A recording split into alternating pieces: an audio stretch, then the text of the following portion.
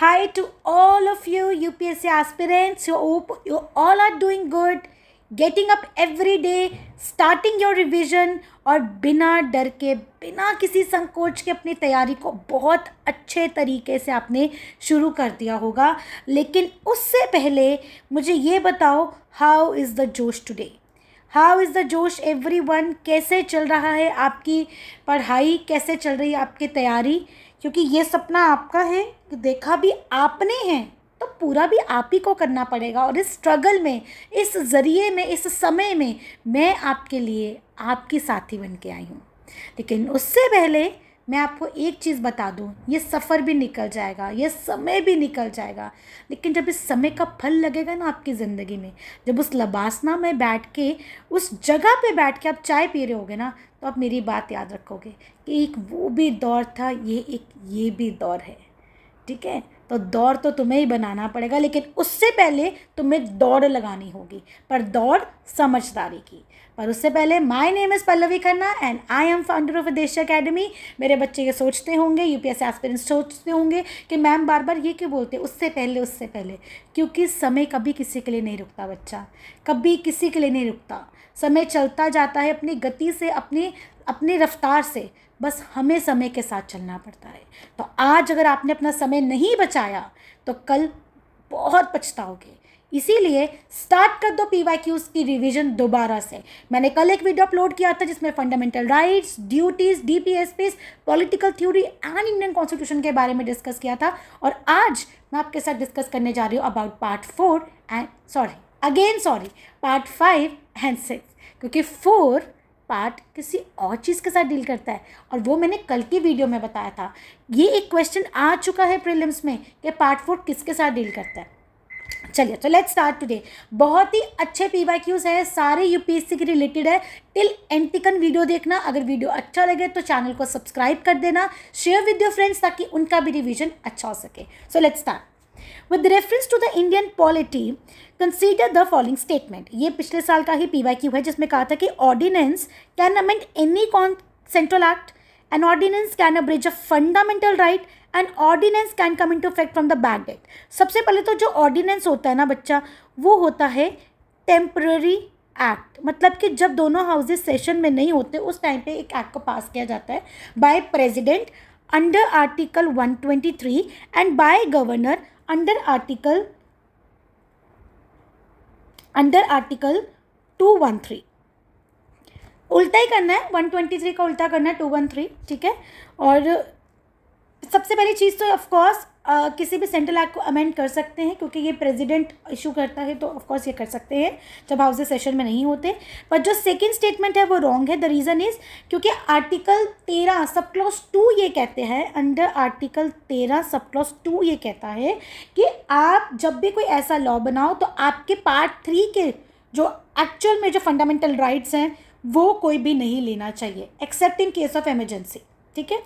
तो ordinance can come into effect from the back date. Yes, back date से आ सकता है. तो the answer of this question is C option. Next, the constitution of India explicitly mentions that in certain spheres the governor of a state act is on own discretion. आपको पता है ना कि जो गवर्नर है वो अपनी डिस्क्रिशन में काम कर सकता है. उसको मतलब ऐसा तो नहीं है कि वो अपनी मर्जी से काम नहीं कर सकता. Yes, he can do it. ठीक है. But the president of India can if his own will, अपनी खुद की मर्जी से वो किसी बिल को रिजर्व करके रख सकता है? नो, प्रेसिडेंट सुओ मोटो नहीं लगा सकता. पहली बात तो ये. जब तक गवर्नर अंडर आर्टिकल 200 में उसको रेकमेंड नहीं करेगा कोई बिल, तब तक प्रेसिडेंट अपनी मर्जी से आके कोई बिल नहीं ले सकता. सो the answer of this question is A. Next, with reference to the Indian polity, consider the following statement. सबसे पहला क्वेश्चन, जो थर्ड क्वेश्चन है उसका पहला क्या है option? The governor of state is not answerable to any court for the excise and performance of his duties and of his powers. That is right. That is completely right. Under article 361 sub clause 1. कोई भी criminal proceedings उसकी during the term में नहीं हो सकती, बिल्कुल सही, हम पढ़ के आ चुके हैं। अगर कोई सिविल भी हो तो बताना कि कितने टाइम पीरियड उसको नोटिस, टाइम पीरियड का कितना नोटिस उसको दिया जाता है पहले, अगर कोई सिविल केस हो तो, अगर उसके अगेंस्ट कोई सिविल केस हो। क्रिमिनल प्रोसीडिंग्स तो हो ही नहीं सकती, ये उसकी इम्यूनिटी है। Members of state legislature are not liable to any proceedings, अगर वो कुछ भी हाउस में कहते हैं तो जो ऐसा होता है ना बच्चा, इसमें under article 194 sub clause 2 highlight होता है, जिसमें जितने भी एमपीज होते हैं उनको एक इम्यूनिटी दी जाती है, या फिर जितने भी स्टेट लेजिस्लेचर के मेंबर्स होते हैं उनको इम्यूनिटी दी जाती है कि उनके पास फ्रीडम ऑफ स्पीच होता है, तो वो कुछ भी हाउस में बोल सकते हैं, कोई भी वोटिंग कर सकते हैं। Clear everyone? So the answer of this question is D, every statement is correct. Now consider the following statements regarding the pardoning power of the president of India. अब pardoning power मतलब माफ कर देना, ठीक है, pardon, reprieve, respite और remission, तो क्या ये जुडिशियल रिव्यू के लिमिटेड है? ठीक है, जुडिशियल रिव्यू के लिमिटेड है। Yes, the president can exercise this power without the advice of the central government. No, हमें अंडर आर्टिकल 74 कहा गया है कि president has to act in the aid and advice of the council of ministers, ठीक है, on the aid and advice of the council of ministers, no independent pardoning, खुद से नहीं कर सकता। Clear everyone? So the answer of this question is A.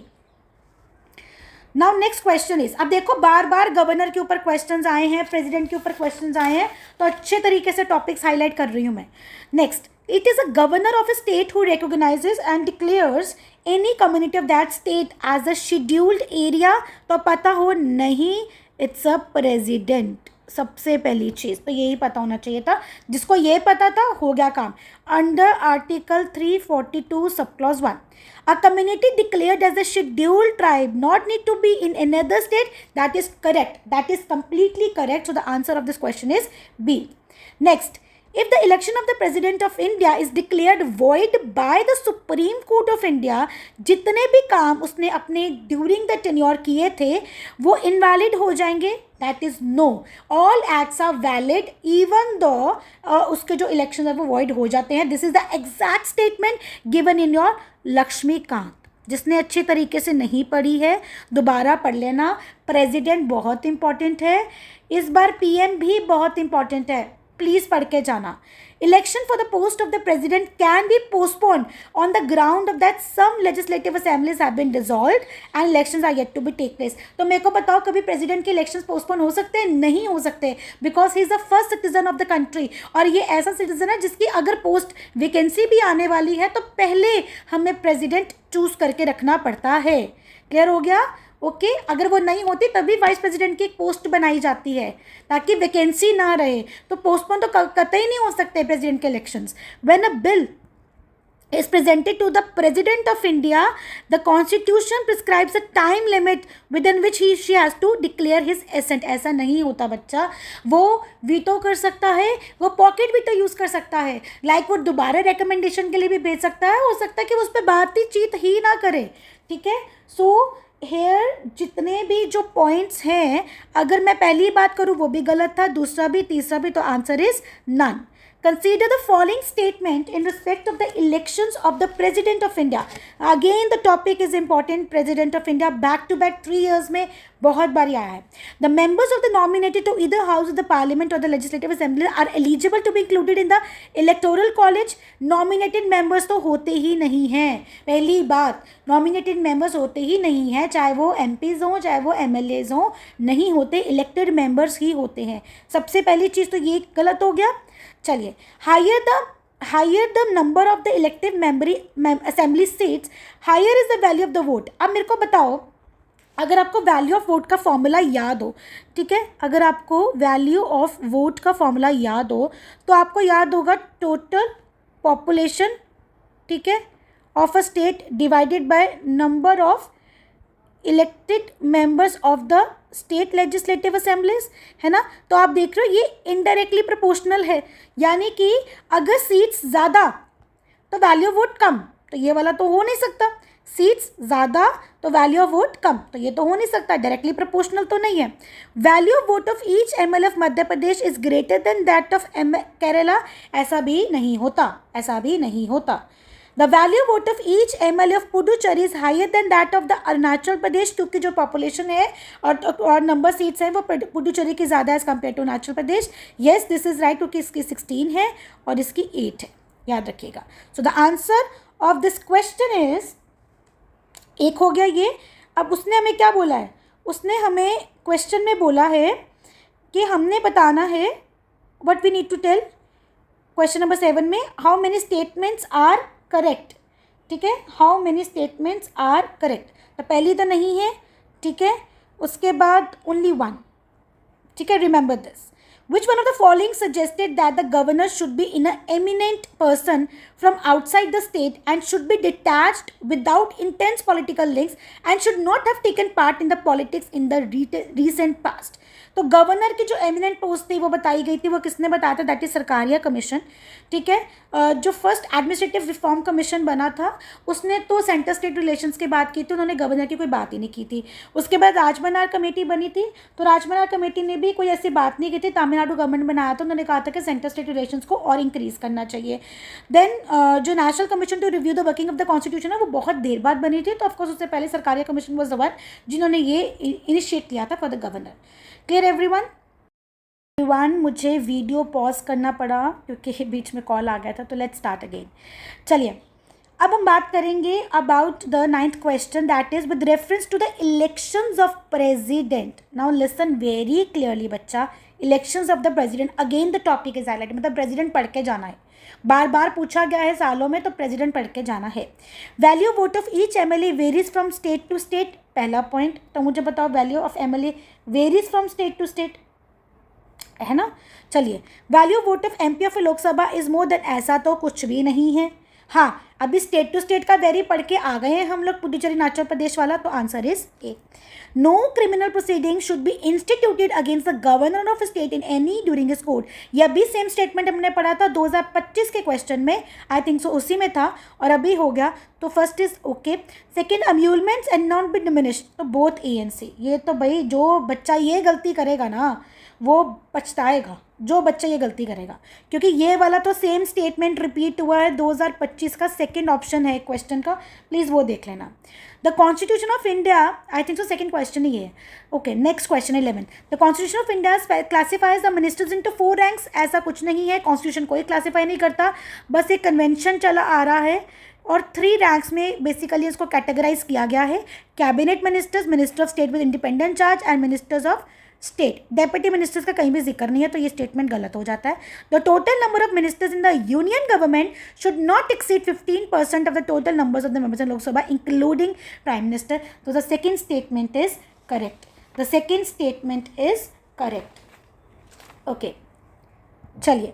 With reference to the union government, consider the following statement. Gopalaswamy Iyengar committee suggests that a minister and a secretary be designated solely for pursuing the subject of the administrative reforms and promoting it. Okay? पहली बात तो ये नहीं है, ठीक है. Second बात, 1970 में ऑफकोर्स जो एडमिनिस्ट्रेटिव रिफॉर्म कमीशन था 1966 में, उन्होंने परसुवेंस किया था कि ठीक है हम लोग ये करेंगे.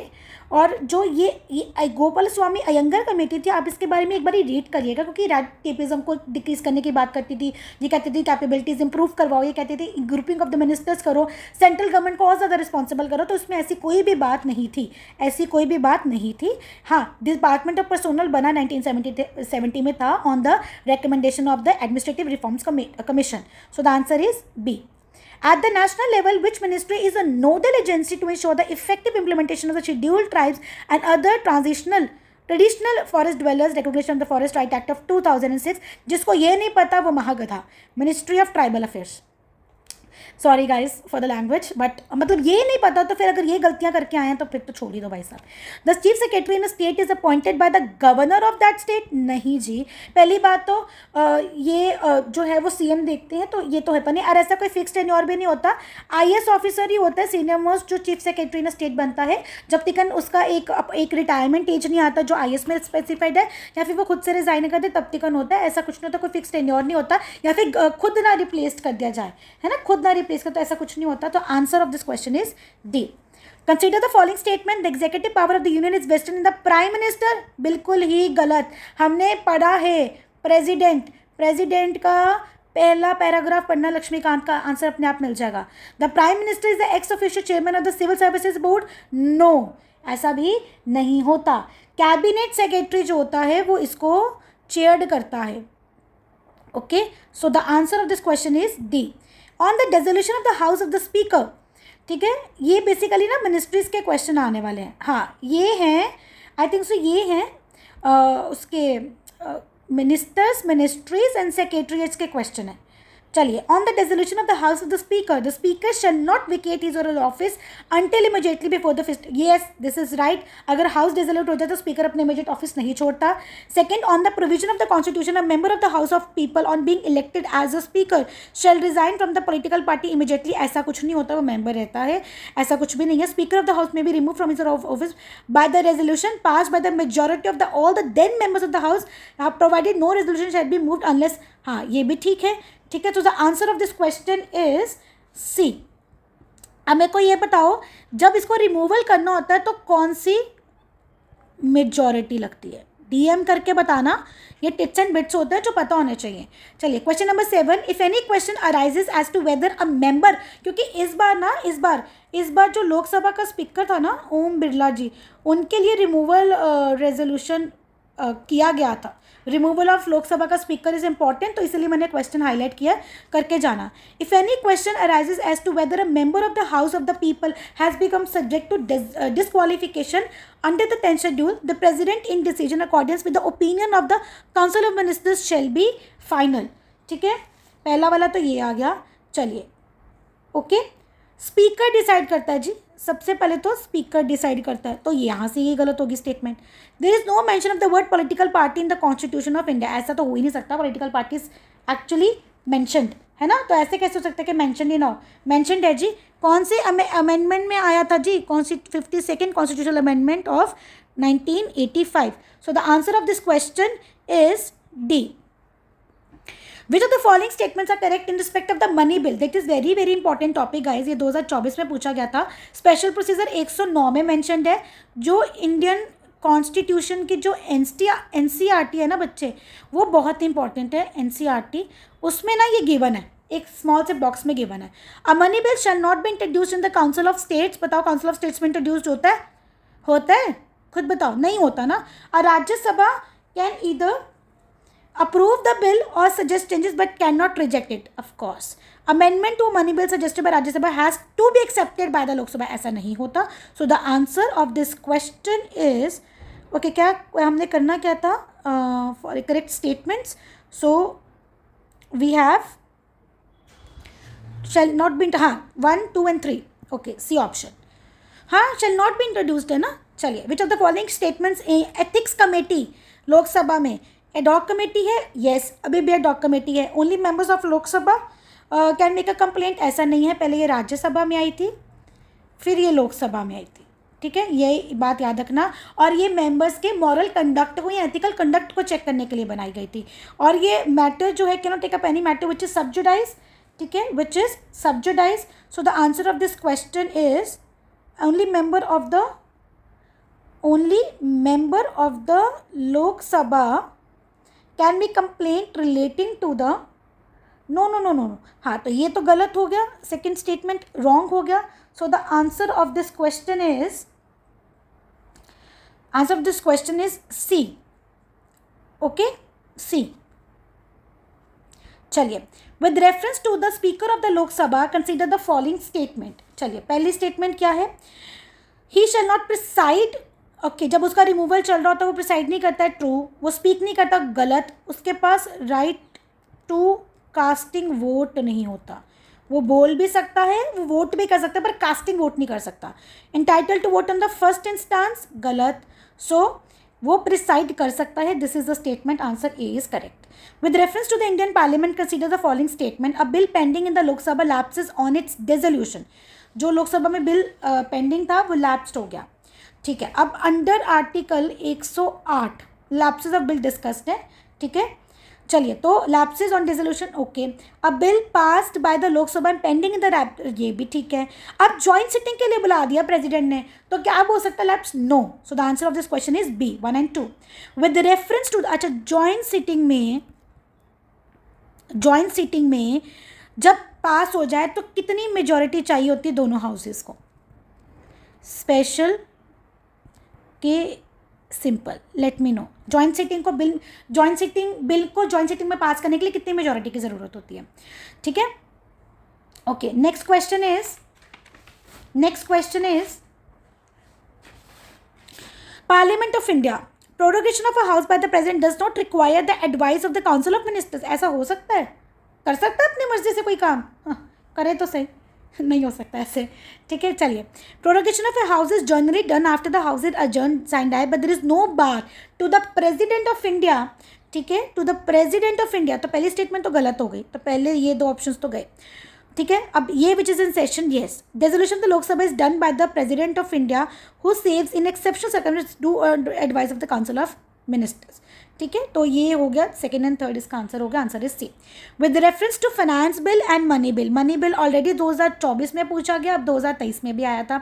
लोकसभा फाइनेंस बिल को ट्रांसमिट करती है राज्यसभा में, इट कैन अमेंड और रिजेक्ट द बिल, ट्रू, ठीक है। It cannot amend reject bill, make recommendations, true. In case of disagreement between the Lok Sabha and the Rajya Sabha, कोई मनी बिल की तो जॉइंट सिटिंग नहीं होती, एग्रीड, लेकिन ज़रूरी है यहाँ पे वर्ड लिखा becomes necessary for the finance bill, ऐसा नहीं है।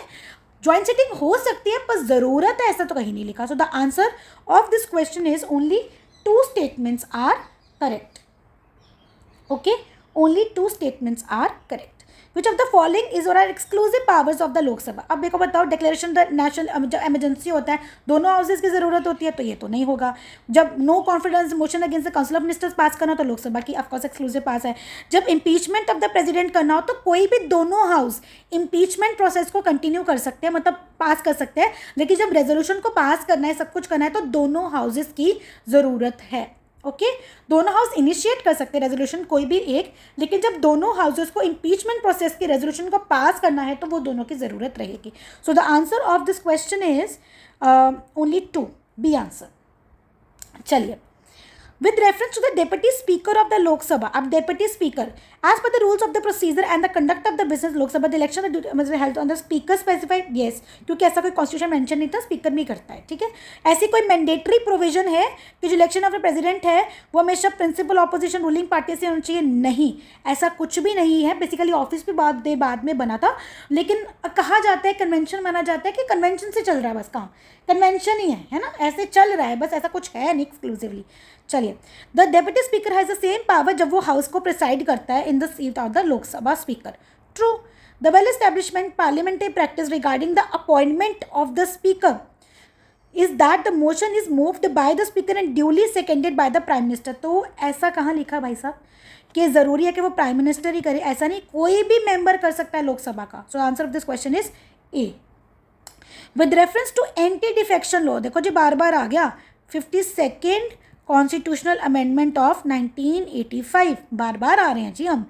A law specifies that a nominated legislator cannot join any political party 6 months of being appointed to the house. No, गलत। अगर उसने किसी पार्टी को ज्वाइन कर लिया उसके 6 महीने के बाद वो किसी अदर पार्टी को ज्वाइन करता है तो एंटी डिफेक्शन लगता है।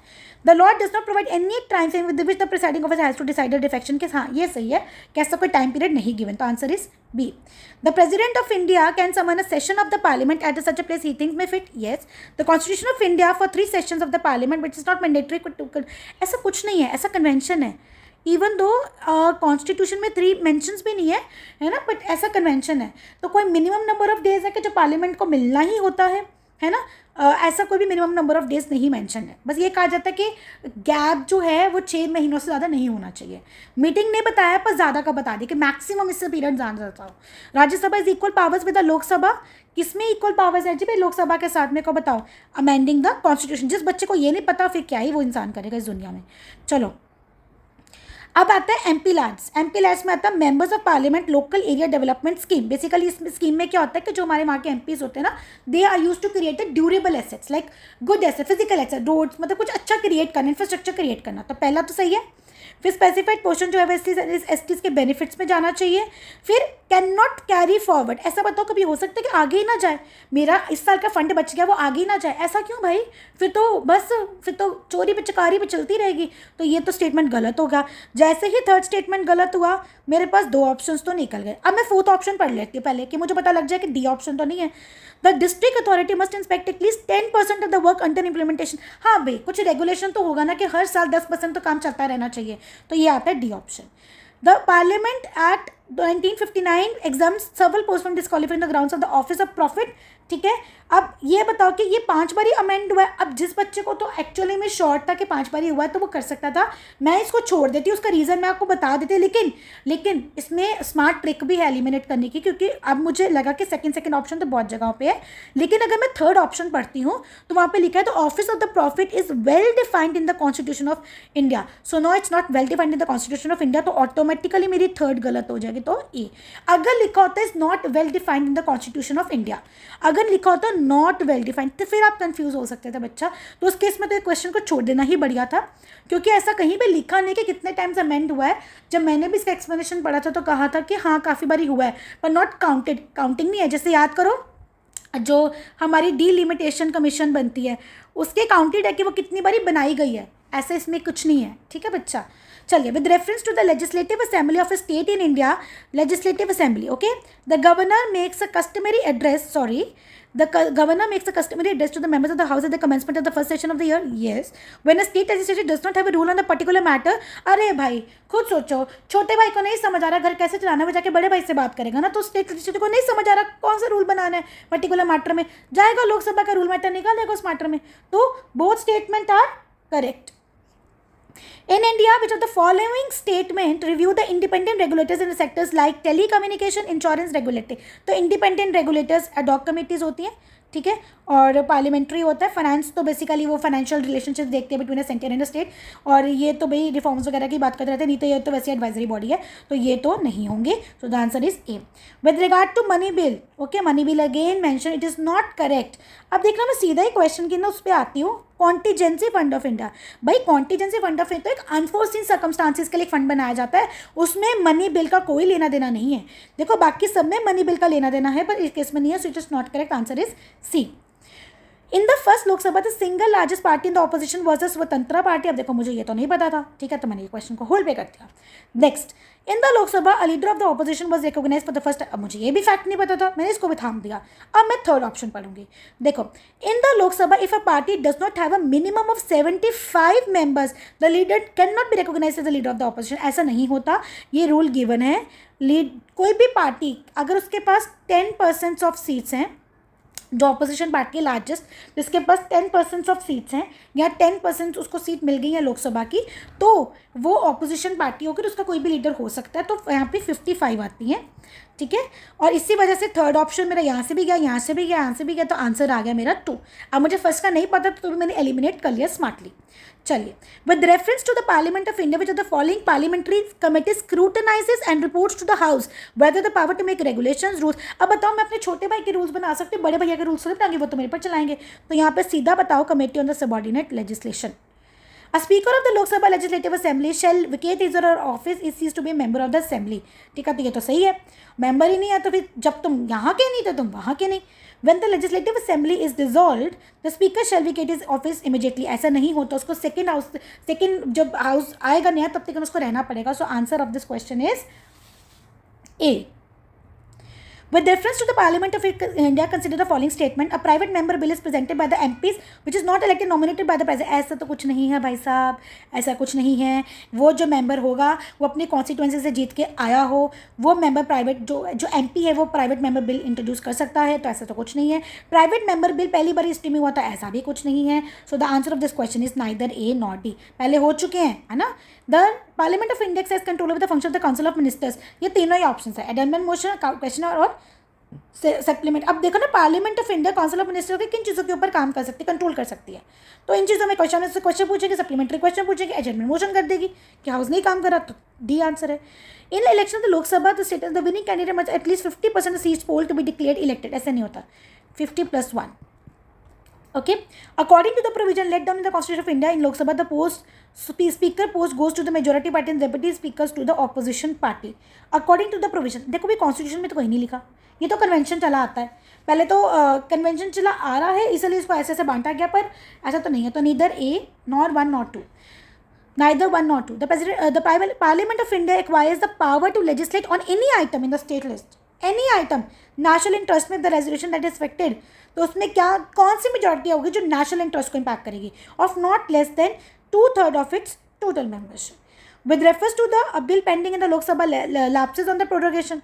ठीक है, ऐसा नहीं होता भाई, नया सेशन आएगा, ठीक है कोई बात नहीं, आ जाए तो नई लोकसभा में आ जाएगा. Bill pending in the Rajya Sabha has not been pass by the Lok Sabha shall not lapse in the resolution of the Lok Sabha. ठीक है, शैल नॉट लैप्स. ठीक है, तो ऐसा भी नहीं होता. देखो भाई सीधी सी बात है, यहाँ पे क्वेश्चन में क्या बोला है, has not been pass by the Lok Sabha shall not be lapse in the resolution of the Lok Sabha. ठीक है, so the answer of this question is, इसका जो आंसर है, a bill pending in the Lok Sabha lapses on its prorogation, lapses on it. चलो मैं ये 1 minute ये देखती हूँ, नेक्स्ट करते हैं. The legislative council of a state in India is larger in size than half of the legislative of the particular state. ऐसा हो सकता है भाई, ऐसा हो सकता है, क्योंकि ये तो सिर्फ 6 स्टेट्स में ही है. तो जब ये है ही 6 स्टेट्स में, तो फिर मैं कैसे कह दूँगी कि बड़ी हो सकती है, तो बड़ी तो नहीं हो सकती. इसलिए पहली स्टेटमेंट तो मेरी गलत हो गई. अच्छा, अब सेकंड स्टेटमेंट देखते हैं. सेकंड स्टेटमेंट देखिए, सेकंड स्टेटमेंट वो कहता है the governor of state nominates a chairman, तो ठीक है, chairman of the legislative council of ministers of that particular state. ऐसा भी नहीं होता, गवर्नर ने नॉमिनेट करता कुर्ता. ठीक है ना, गवर्नर ने नॉमिनेट करता कुर्ता, गवर्नर को कोई लेना देना नहीं है, वो पोस्ट ही नहीं है ना ऐसा. तो इसका तो आंसर हो गया नीदर ए नॉर डी. ओके एवरीवन, चलिए अब नेक्स्ट देखते हैं हम लोग. ठीक है, अब बच्चे इसका देख लो, lapses on its prorogation. Yes, its lapses on its prorogation, but ये लैप्स हो जाएगा, ये गलत है, लैप्स नहीं होता. मैंने बताया था ना, लैप्स नहीं होता, नहीं होता. ठीक है, लैप्स नहीं होगा, फिर नई पार्लियामेंट नई लोकसभा आके उसको इनिशिएट कर देगी. सेकेंड में डज नॉट लैप्सेस, ठीक है, ये वाला सही है, तो आंसर इज 2. चलिए अब हमारे पास रह गए 2 सिर्फ. The Rajya Sabha has no power either to reject और अमेंड द बिल. देखो ना, ना वो रिजेक्ट कर सकता है और ना वो अमेंड कर सकता है, वो सिर्फ और सिर्फ क्या दे सकता है, रिकमेंडेशंस. तो ये तो ठीक है. Rajya Sabha can not vote on the demand, ये भी ठीक है. क्या वो डिस्कस नहीं कर सकता एनुअल फाइनेंशियल स्टेटमेंट, ये गलत है, तो answer is B. When a bill is refer to joint sitting both house of parliament has to be passed. अब ये वाला क्वेश्चन पूछ के आई थी पीछे, इसका आंसर यहीं पे गिवन है, simple majority of the members present and voting. So now the whole topic of union, state, ministries and parliament and state legislature is completed in this PYQ video. Kindly go through every topic, every PYQ. ठीक है, आज मैं ये दोनों PDFs share कर दूंगी आपके साथ. All the best. अब कल जो नया PYQ सीरीज आएगा वो रेजिडुअल टॉपिक्स पे, जैसे constitutional bodies, Panchayati Raj institution, local self governing bodies, historical acts, other acts, non constitutional bodies, elections, उन पे आएगा. कल थोड़ी बड़ी वीडियो होगी, पर 3 दिन में हमने सारे PYQs of the polity complete कर लिया है. All the best, keep consistent and stay tune with me. Subscribe my channel, follow, share with your friends and one more thing, comment section में आंसर ज़रूर लिख देना प्लीज़, और बता देना मेरे कितने एफर्ट्स अच्छे लगे या मुझे किन किन एरियाज में इंप्रूवमेंट करने की ज़रूरत है. Thank you and bye.